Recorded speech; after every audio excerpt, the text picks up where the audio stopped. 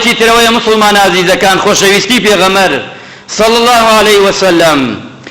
لەوەی ئێستامە ڕاپرسیە بکەین ناو هەمومانە بڵێن کێمان پێغەمبەری خۆشگەرەکە هەمومان دەڵێن بەڵام ئایەوە ئاکار وایە بەکردار وایە چونکە مسلمان عزیزەکان خۆشەویستی پێغەمبەر لە دڵدایە لە دەمدا نییە لە هەیکەلدا نییە چونکە خۆشەویستی پێغەمبەری نازدار صلى الله عليه وسلم وەک پیاوچاکان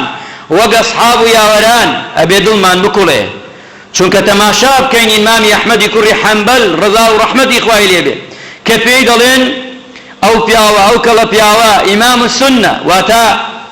گەورەی سنەتی پێغەمبەری خوا صلی الله عليه وسلم چونکە حەدیثەکانی پێغەمبەری خوای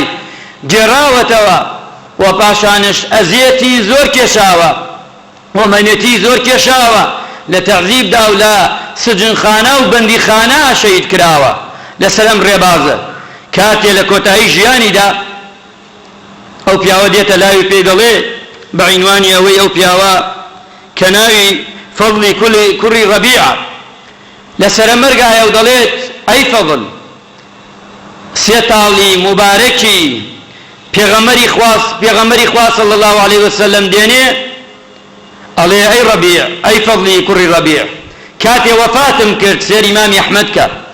چەنێ پێغەمبەری خوایە بێت چەنێ خۆشگەرەک بێت چونکە ئەم قسانەکە دەکرێت لە تاریخدا دەنووسرێ شتێک نییە هاکەذایی بێ ئەگەر کەسێکی خۆش نەگەرێک بێ ئاوا ناکە قەت ئەفەرمێ ئەی فەضل کاتێ من مردم وەفاتم کرد ئەم سێ تەڵە یەکێکیان بخەنە بان چاوی ڕاستم تەڵی مبارەکی پێغەمبەری خوا صلی الله عليه وسلم مووی پێغەمبەری خوا صلی الله عليه وسلم تەڵێکی تریان بخەن لای چاوی چەپم و تەڵێکی تری بخەنە بان زبانم با لەگەڵمدا بێتە قەبرەکە وتیانە ئیمان بۆ وتی بۆ ئەوەی ئەم تەڵە مبارەکانە شەفاعەتم بۆ بکە لە قیامەتا کە زیندوو دەکرێمەوە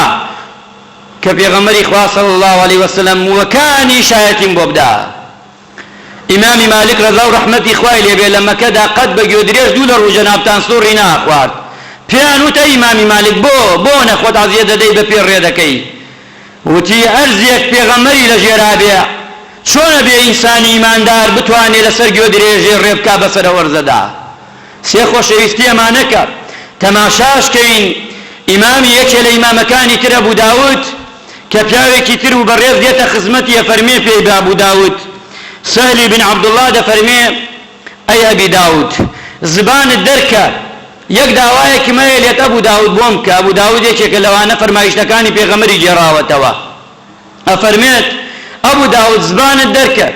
ئەگە ئەکرێ داوایەک مەیە داوام شەوەیە کە زبانت دەرکەی ئەو شوتی بۆچی وتی زبانت دەرکە چونکە من پێغەمبەری خوام نەبینیوە بەڵام زبانی تۆ فەرمایشتی پێغەمبەری گێڕاوەتەوە با زبانت کەمێ ماچکەم با زبانت کەمێ چاوێکی لێدەم کەواتە ئەمانە چەنە پێغەمبەری خوایان خۆشگەرەک بێ مسلمان عەزیزەکان